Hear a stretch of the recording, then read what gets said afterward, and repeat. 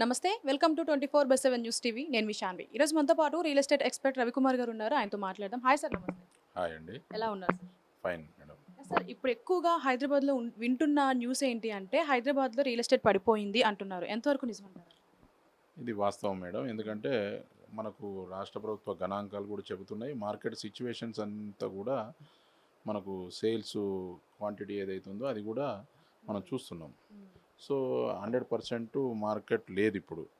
కాబట్టి global recession కానీ లేదా ఇతరత్ర అమెరికాలో ట్రంప్ తీసుకున్న నిర్ణయాల నుంచి మొదలు పెడితే ఇక్కడ స్టేట్ గవర్నమెంట్ తీసుకుంటున్న నిర్ణయాల వరకు కూడా దాని యొక్క పరిస్థితి అనేది భూమి మీద కనబడుతుంది. రియల్ ఎస్టేట్ అనుబంధ రంగాలన్నీ కూడా చాలా డీలా పడిన మాట వాస్తవం. అంటే ఓన్లీ హైదరాబాద్లోనే అట్లా ఉందా? లేదు తెలంగాణ మొత్తం కూడా ఇప్పుడు ప్రజెంట్ సిచ్యువేషన్ అయితే రియల్ ఎస్టేట్ మీద ఆధారపడ్డ ప్రతి ఒక్క వ్యక్తి కూడా చెప్తున్న మాట ఏంటంటే మార్కెట్ డల్గా ఉన్నది. సో చాలామంది ఎవరైతే రియల్టర్స్లో నమ్ముకొని వాళ్ళు బిజినెస్ చేస్తున్న వాళ్ళందరూ కూడా వాళ్ళందరినీ ఎంక్వైరీ చేస్తే తెలిసిన విషయం ఏంటంటే ఇప్పుడు గవర్నమెంట్ కొన్ని హైడ్రా తీసుకురావడం వల్ల కొన్ని అనాలోచిత నిర్ణయాల వల్ల కూడా మార్కెట్ తగ్గిందనేది మాట వాస్తవము.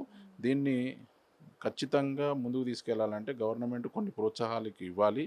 ప్రోత్సాహాలు ఇస్తే కానీ ఇప్పుడు ఈ యొక్క రియల్ ఎస్టేట్ భూమి అనేది ముందుకు రాదు. ఎందుకంటే చాలా ఫైల్స్ ఏవైతున్నాయో గవర్నమెంట్లో పెండింగ్ ఉన్నాయి. రియల్ ఎస్టేట్లో పర్మిషన్స్కి అయితేనేమి చాలా డీలే ప్రాసెస్ నడుస్తుంది. ఆ డీలే ప్రాసెస్ను క్విక్ డిసిషన్ తీసుకొని సింగిల్ విండో ద్వారా పర్మిషన్స్ ఇచ్చేటట్టు కనుక చేస్తే కొంచెం ముందుకు పోతుంది. ఇంకోటి కొన్ని కంపెనీస్ తీసుకురావాల్సి ఐటీ మినిస్టర్ ఎవరైతే ఉన్నారో కొన్ని కంపెనీస్ తీసుకొచ్చే పరిస్థితి కనుక తీసుకొస్తే కొన్ని క్లస్టర్స్ చేసి డెవలప్ చేస్తామని చెప్పి మన సీఎం రేవంత్ రెడ్డి గారు చెప్పారు. కొన్ని క్లస్టర్స్ కూడా తీసుకొచ్చి అక్కడ సెంట్రలైజ్డ్ కాకుండా ఒక క్లస్టర్స్ డెవలప్ చేసేసి ఆడ ఇన్ఫ్రాస్ట్రక్చర్ కనుక వేగంగా డెవలప్మెంట్ కనుక చేయగలిగితే ఆ భూమి ఏదైతే గత గవర్నమెంట్ భూమి తీసుకొచ్చిన వాళ్ళ యొక్క పబ్లిసిటీ ఏదైతే ఉందో ఆ పబ్లిసిటీ కొరవడడం వల్ల కూడా కొంచెం మార్కెట్ త్వరగా లేవట్లేదు. సార్ ఇప్పుడు అంటే ఇప్పుడు ప్రెజెంట్ ఉన్న సిచ్యువేషన్ అనే కాదు, జనరల్గానే రియల్ ఎస్టేట్లో ఇన్వెస్ట్ చేయాలంటే చాలామంది భయపడతారు. సో అలాంటి వాళ్ళకి ఏం చెప్తారు సార్? వాస్తవంగా this is the buyers time.